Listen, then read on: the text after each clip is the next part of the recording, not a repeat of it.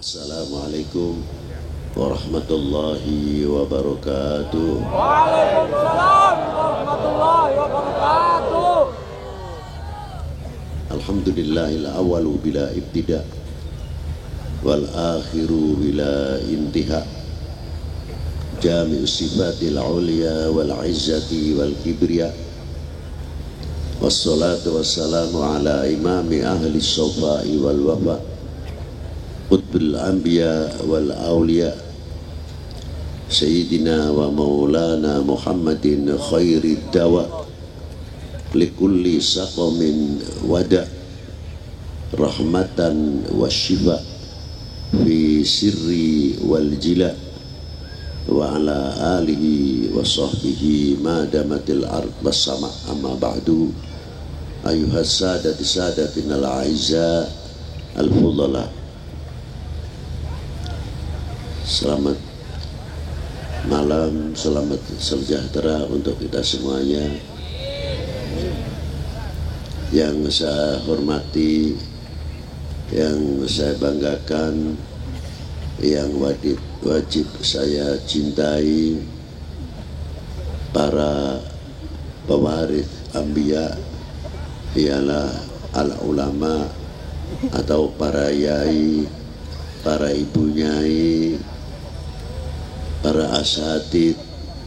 Maaf saja kalau saya tidak bisa menyebutkan satu persatu, tidak berarti mengurangi hormat takdim kita kepada para beliau. Dan saya hormati, yang saya banggakan, bapak-bapak dari Forkominda Bekasi, Bapak Bupati, Bapak Dandim atau yang mewakili, Bapak Kapolres, bapak-bapak dari instansi pemerintahan, sipil, TNI, Polri yang selalu kita banggakan. Dan yang saya hormati Ketua MUI, DPRD, Suriah, dan pimpinan-pimpinan ormas yang saya banggakan. Dan yang saya hormati panitia penyelenggara dalam rangka ulang tahun hari jadi Ibu Kota Bekasi. Dan yang saya hormati Bapak Camat, Pak Dan Ramil, Pak Kapolsek serta jajarannya, hadirin wal hadirat rahimakumullah. Hari jadi untuk mengingat kita semuanya, bukan sekadar dengan hari jadi kita memeriahkan, tetapi arti dari memeriahkan melahirkan rasa syukur kita semuanya apa yang telah diberi oleh Allah, sehingga kita mempunyai hari jadi Bekasi. Pastinya untuk menguak sejarah dari mulai tumbuhnya apa yang ada di dalam Indonesia ini yang luas, dari Sabang sampai Merauke, bahwa kalau kita mau melihat menguak sejarah bahwa bangsa kita ini bangsa yang besar, bukan bangsa yang sembarangan. Artinya bagaimana pada waktu itu di Sumatera sudah berdiri kerajaan Sriwijaya. Hebatnya dan kekuatannya pasti beliau-beliau tidak terlepas menjadi orang-orang negarawan di zamannya sesuai dengan kerajaannya. Terkenal sampai kemana-mana yang namanya Sriwijaya. Begitu hebatnya. Di Kalimantan, Mula Warman, Kalimantan Timur, kerajaan yang besar, cukup besar pula pengaruhnya.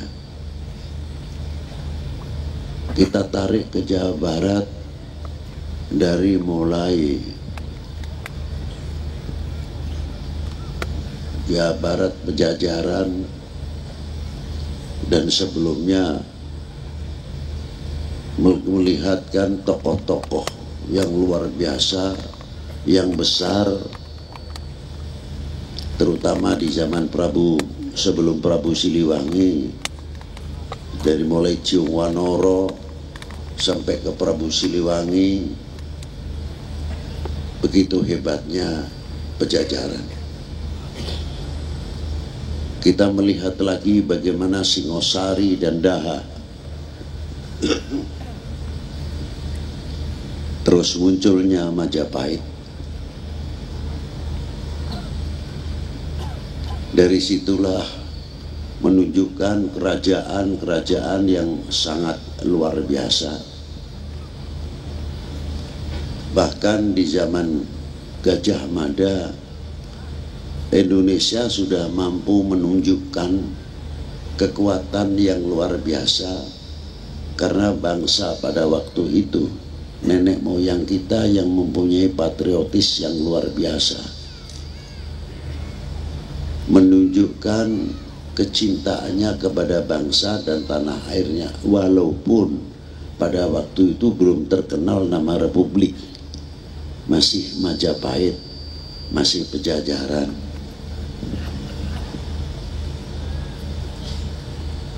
Begitu hebatnya yang namanya Gajah Mada dengan Sumpah Palapanya mampu menguasai Nusantara, diantaranya dari Sri Lanka sampai Indochina.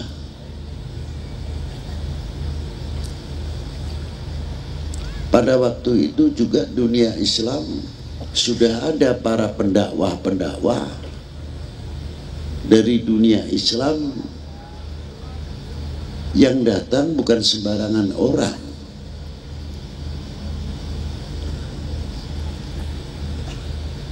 Bagaimana para beliau itu masuk ke negeri yang baru dimasukinya, bisa merubah total, menasionalisasi pribadinya sangat cepat, sehingga bisa bergaul.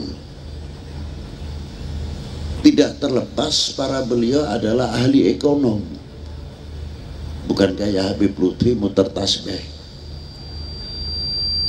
Bagaimana membangun ekonomi, padahal dihidup di zaman yang berbeda. Yang hebat lagi di zaman Brawijaya, mengangkat di dalam buku Babat Tanah Jawa itu bisa dilihat, Menteri Ekonomi, Menteri Irigasi. Siapa beliau? Malik Ibrahim. Malik Ibrahim itu putra Al-Imam Barokat. Al-Imam Barokat putra Al-Imam Jamaluddin Husain. Jamaluddin Husain putra Imam Ahmad Shah Jalal. Imam Ahmad Shah Jalal putra Al-Imam Abdullah Udmat Khan. Abdullah Udmat Khan putra Amir Abdul Malik. Amir Abdul Malik putra Imam Alwi Ammal Faqih yang meninggal pada tahun 613. Sampai naik ke atas kepada Al-Imam Ahmad Al-Muhajir, sampai ke baginda Nabi sallallahu alaihi wasallam.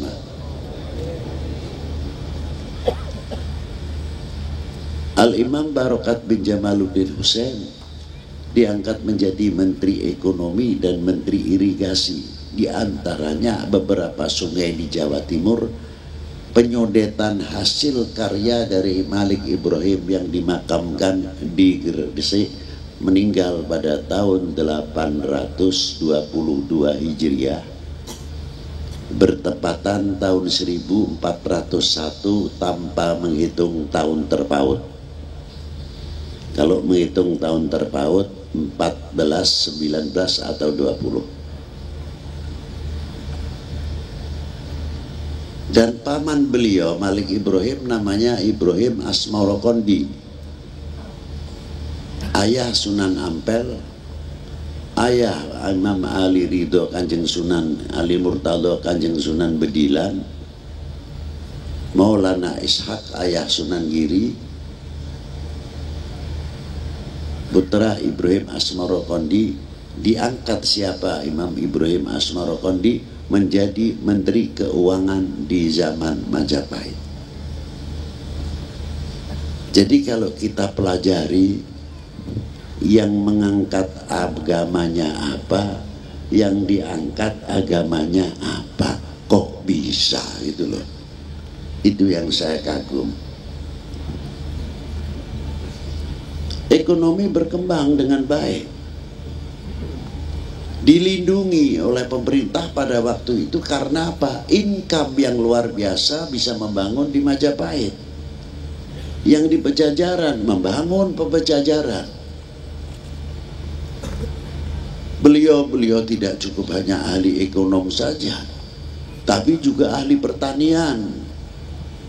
Makanya beliau masuk ke Indonesia tidak langsung, masuk melalui jalur India. Jalur India yang menghubungkan Cina, dari Cina ke Yathrib, yang menghubungkan disebut jalannya Jalan Sutra. 3000 tahun yang lalu sebelum Masehi, dari Madinah sudah berhubungan dengan Timur Jauh. Dengan hubungan apa? Perstekstilan. Maka ketika ayat turun untuk kaum wanita berjilbab, pada waktu itu tidak hal yang suatu mustahil. Karena per seorang wanita paling tidak 3 meter atau yang tinggi besar 3,5 meter atau 4 meter di zaman itu. Allah Ta'ala sudah memerintahkan untuk berjilbab.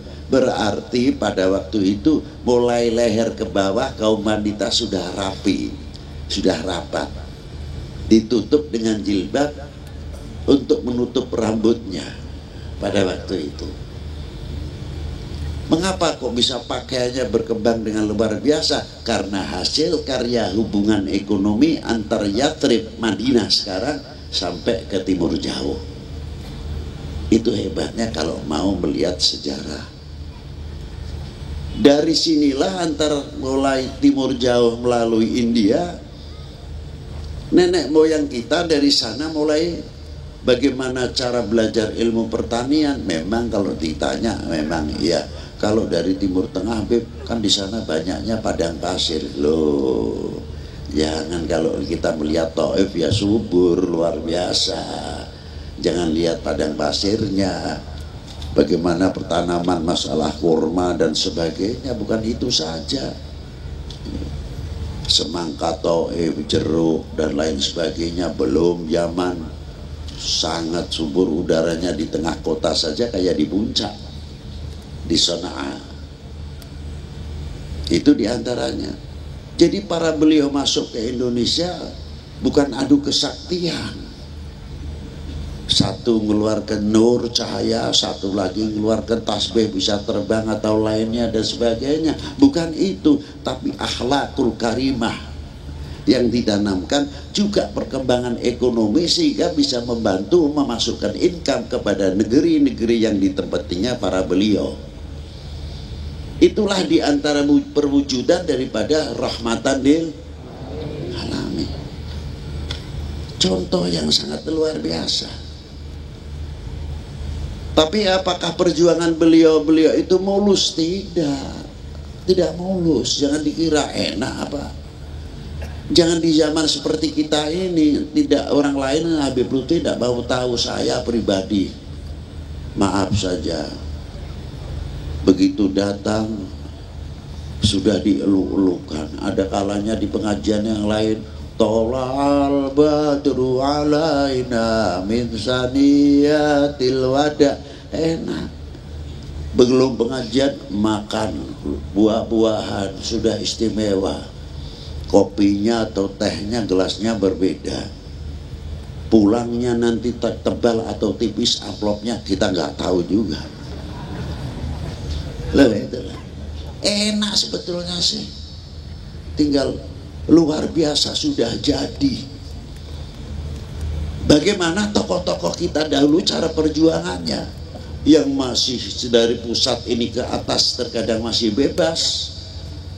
Iya, yang pakai kemben-kemben, yang tidak sudah menjadi budaya pada waktu itu, bukan karena tidak ada pakaian. Belum menghadapi orang yang belum, ibu-ibu kita pendahulu mungkin yang belum mengetahui bagaimana haid tersebut, masih datang bulan. Belum yang kita menghadapi yang belum tahu kalau habis kencing harus kita cuci dan sebagainya. Beliau yang menghadapi dengan macam-macam pada waktu itu. Kalau kita sekarang mengatakan Allahumma sholli ala Muhammad, sudah ngerti jawab Allahumma sholli alaihi. Dulu Allahumma sholli ala Muhammad bengong kita. Mungkin orang yang belum iman pada waktu itu, siapa sih itu Muhammad? Ya kalau fasih, kalau tidak perbedaan huruf pasti. Contohnya umpamanya menyebutkan H bisa saja jadi K, kemampuan pada waktu itu.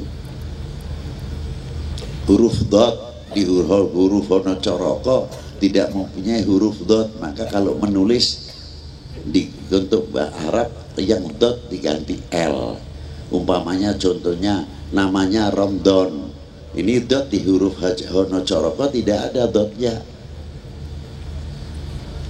lalu diganti L, jadi Ramadan tulisannya gimana? Ramlan. Kalau Fadoli, Palali. Sayyid Awud jadi Sayyid Awal. Lah inilah karena kebutuhan pada waktu itu. Ini sejarah. Bagaimana dakwah cara beliau? Apakah patung-patung pada waktu itu dihancuri langsung? Tidak, di zaman Rasulullah pun sampai Rasulullah hijrah tidak dihancurin apa yang ada patung-patung di sekitar Masjidil Haram, di lingkungan Ka'bah itu sendiri. Sampai Rasulullah hijrah, bahkan mau masuk Mekah, Fathul Mekah 3 kali. Itu loh. Pertanyaannya, mengapa dihijrahkan ke Madinah atau Yathrib dahulu sebelum namanya Madinah? Karena dari Yathrib mempunyai jalan ekonomi dari Yathrib ke Indochina, ke timur jauh 3000 tahun yang lalu sebelum Masehi. Itu sudah berjalan. Ini jalan ekonomi. Maka ketika Rasulullah hijrah, bukan karena tuntutan takut atau tuntutan perut, mau ditekan ekonominya off, tidak, sudah maktub bahwa tetap Rasulullah hijrah ke Madinah. Itu. Jangan dikatakan, ditafsirkan Rasulullah hijrah itu kan karena terpaksa. Tidak, itu wahyu kok. Lah itu. Setelah beliau hijrah, satu sisi Rasulullah mengemban risalah yang luar biasa, tapi satu sisi bagaimana Rasulullah menyatukan dunia Arab. Timbul Piagam Madinah, kumpulkan orang-orang Yahudi, kumpulkan orang-orang suku dan sebagainya, dikasih hak masing-masing oleh Rasulullah Shallallahu Alaihi Wasallam. Nah itu hebatnya. Jangan dikira Rasulullah tidak memikirkan negerinya sendiri tentang kebangsaan, tapi yang lebih tinggi, lebih wajib lagi, Rasulullah menjalankan rahmatan lil alamin. Tidak diberikan kepada dunia Arab saja. Islam bukan untuk orang Arab, tapi Islam untuk rahmatan lil alamin. Oh, itu. Setelah Rasulullah berjuang luar biasa, jadi cintanya kepada bangsanya, cintanya kepada tanah airnya Tapi kewajiban yang utama bagi Rasulullah membawa misi risalah. Lah itulah. Ma'asyiral muslimin rahimakumullah, maka ditiru oleh para wali yang masuk ke Indonesia khususnya dengan melihat perjalanan hijrah oleh para aulia-aulia, para pendahulu sampai masuk ke Indonesia. Ada runtutan sejarahnya dalam bidang ekonomi dan lain sebagainya. Hiduplah ekonomi pada waktu itu, karena sangat penting sekali dengan keberadaan ekonomi. Jangan dikira ekonomi tidak bagian ketahanan dan pertahanan nasional. Pertanian termasuk bagian ketahanan nasional. Dikira apa? Lah ini. Ma'asyiral muslimin rahimakumullah. Jadi kalau kita mau meramaikan, memperkuat pertahanan nasional, yuk bareng-bareng kita jaga ekonomi kita. Jangan sampai ekonomi kita mau digoyang-goyang. Setuju? Kalau kita ngeritik masjid kita itu mentereng, tapi tetangga yang tidak makan kita nggak tahu. Masjid kita mewah terkadang, yatim kita yang putus sekolah kita pun tidak tahu. Bagaimana anak-anak kita yang lulusan SMA terkadang mau menuju perguruan tinggi, faktor keuangan tidak mampu, kita pun terkadang tidak tahu. Nah inilah satu contoh. Maka Rasulullah membangun masjid dengan pola-pola sederhana, tapi lingkungannya sangat sejahtera. Itulah diantaranya. Wali 9 pun masuk. Jangan dikira Wali 9 itu melarat. Kalau mau dibangun ala Timur Tengah bisa.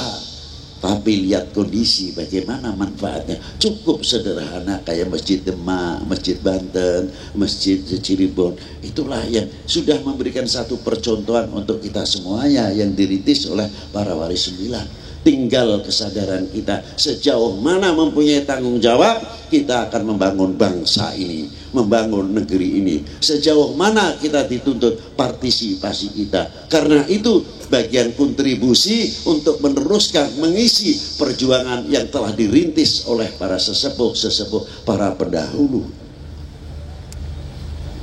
Sampai diperlukan mengingatkan kembali. Bukan sekadar kirap merah putih, rame-rame kita bawa merah putih. Tidak. Tapi untuk mengingatkan kembali, untuk mempertebal. Apa diantaranya isi kandungan yang ada di dalam merah putih? Harga diri kita, jati diri kita, kehormatan kita. Kita selalu diingatkan 3 hal: harga diri kita, kehormatan kita, jati diri kita. Diingatkan oleh kirap merah putih. Satu sisi kita harus sadar bangsa kita itu bangsa yang besar. Tokoh-tokohnya yang seperti tadi saya ceritakan di atas luar biasa.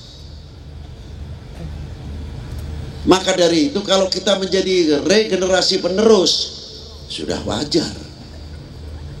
Karena kecintaan kita kepada para leluhur, para pendiri bangsa ini, dan kepada bangsa dan republik ini yang kita cintai. Sehingga kita mempunyai pendirian sehelai rumput yang kering, sebutir pasir Indonesia, kehormatan taruhannya. Setuju? Harusnya gitu dong. Itulah. Maka dengan hari jadi tidak semudah kita membuat hari jadi. Bukan ulang tahunnya seperti malam ini, tapi kita merintis bagaimana jadinya Kota Bekasi, Kabupaten Bekasi atau Kerawang dan sebagainya. Ayo kita menengok sejarah para sesepuh, para leluhur kita. Kapan kita ikut andil untuk membangun negeri ini? Dari yang kecil, dari Bekasi, Kerawang, mungkin yang kabupaten per kabupaten mempunyai hari jadi. Kita bersyukur kepada Allah Subhanahu wa taala, melahirkan terima kasih kita kepada Allah Subhanahu wa taala. Tapi mampu tidak kita membelanjakan terima kasih itu sendiri? memanfaatkan kalimat terima kasih, diaplikasikan, disosialisasikan. Ini kayak apa senangnya para leluhur kita yang ikut andil besar dalam memerdekakan bangsa ini. Senang luar biasa. Tapi para beliau akan kecewa di dalam bakanya masing-masing kalau melihat bangsa ini mudah digoyang.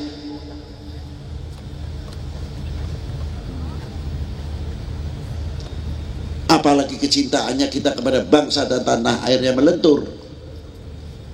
Saya sering membawa ketika Rasulullah bersabda, kadar bobot iman seseorang tergantung kecintaannya kepada aku. Ini terkadang oleh oknum bisa saja dimaknakan dibalik. Kadar bobot seseorang beriman tergantung kecintaannya kepada aku. Kalau cintanya luar biasa sama Rasulullah, membumbung imannya luar biasa. Oh, kalau begitu umat Islam khususnya umat beragama pada umumnya, bagaimana cara menghancurkannya? Gembosi dulu kecintaannya kepada nabinya, kepada rasulnya. Cari kelemahan-kelemahan yang dianggap itu suatu kelemahan. Oh, ibu bapaknya Rasulullah kan belum Islam, belum beriman, dan lainnya. Itulah, dan lain lagi. Itu diantaranya. Ma'asyiral muslimin rahimakumullah. Lain daripada itu, dengan segala cara gembosi orang cinta kepada Rasulullah SAW. Kalau umat ini sudah jauh cintanya kepada para nabi, para sahabatnya, para rasulnya, itu paling mudah dibenturkan antara sesama kita. Karena apa? Imannya sudah mulai melentur, kecintaannya sudah mulai kurang, semakin kurang. Maka oknum-oknum tersebut dibelokkan bagaimana caranya menghancurkan. Kalau begitu menghancurkan umat Islam atau mau menghancurkan negara, kurangi kecintaannya. Sebab kalau dia cintanya luar biasa, semakin kuat nasionalismenya, semakin kuat kecintaannya kepada Rasulullah SAW, kepada tokoh agamanya mereka masing-masing. Dengan kekuatan itulah sulit untuk mudah dipecah belah. Maka jauhkan umat ini percaya kepada ulamanya, dari mulai percaya kepada para aulia, para wali dan sebagainya. Nanti kalau umat ini sudah tidak percaya atau kurang terhadap para ulama, mudah umat ini dipecah belah, khususnya umat Islam. Dan bagaimana pula cara menghancurkan bangsa ini? Jauhkan kepercayaannya kepada pemerintahnya. Bikin macam-macam hoax dan sebagainya. Supaya apa? Goyah umat Islam khususnya bangsa ini kurang kepercayaannya kepada pemerintah ini. Dan lain sebagainya. Kalau sudah yang demikian terjadi, paling mudah bangsa ini dihancurkan. Karena apa? Oknum-oknum yang ingin berantakan negaranya ini mendapatkan kesempatan, mendapatkan peluang. Wahai bangsaku yang kubanggakan, relakah negerimu ini terpecah belah? Tidak. Jawab yang keras. Tidak. Tunjukkan kalau tidak. Itu diantara. Ayo kita jaga negeri ini, khususnya hari jadi Bekasi ini, bagaimana ekonominya supaya maju, masyarakatnya tentram dan lain sebagainya. Kayak apa sih para sesepuh kita bangga dan senangnya di bakanya masing-masing. Tapi kalau kita melihat dipecah belah ini, nangis para beliau di dalam kuburnya. Apakah itu kita cara membahagiakan para beliau? Apakah kita menjadi bangsa yang akan mengecewakan para pejuang-pejuang kita? Tunjukkan kalau tidak. Allah. Nah itulah. Nah, apalagi ini akan merayakan 17 Agustus, lebih luas lagi. Kalau ini hari jadi Bekasi, kita akan melihat Indonesia yang berapa kerajaan-kerajaan tadi yang telah kami utarakan, kami terangkan tadi. Maka dari itu, buktikan kalau kita cinta Indonesia. Ayo kita galang persatuan. Partai boleh berbeda, Indonesia tidak akan berbeda. Betul? Bendera partai boleh banyak, merah putih cuma setuju. Kira-kiranya ada yang mau mengganti merah putih? Jangan main-main kalau mau mengganti merah putih. Setuju? Oh, itu dong, kita bangga Bib Lutfi, seneng kayak begini. Bib, jam berapa Bib? Jangan panjang-panjang, kita pulangnya jauh Bib. Hampir jam 1 udah masih. Hah? Ya kayak kaos ngadalang weh. Itulah harapan. Saya senang kalau melihat bahwa Bekasi bersatu luar biasa seperti malam hari ini. Semoga dengan al-ukhuwah malam ini akan menjadi turunnya rahmah untuk Bekasi. Kalau saya cuma satu doanya, kebanggaan, dari bangganya. Dia mau ditafsirkan masa bodoh lah. Ini kecintaan. Kalau orang cinta itu sulit. Jadi kalau kita melihat orang-orang umat begini luar biasa, ya Allah, kami tidak bisa membalas warga Bekasi. Cuma kita hanya bisa minta, ya Allah, kelak kita bersama warga Bekasi di bawah bendera baginda Nabi Sallallahu Alaihi Wasallam, mendapat syafaatnya, mendapat rahmah dari Allah Ta'ala, dan mendapat syafaatil kubro, diaku oleh umatnya. Itu yang saya harapkan. Bareng-bareng besok bersama kita fitah tali wa ilhamdi Sayyidina Muhammad Sallallahu Alaihi Wasallam. Sedemikian kurang lebihnya yang bisa saya sampaikan, walaupun sekelumit. Semoga Allah Ta'ala memberikan manfaat fid din wa dunya wal akhirah. Wabillahi taufiq wal hidayah wal afu minkum. Wassalamualaikum warahmatullahi wabarakatuh.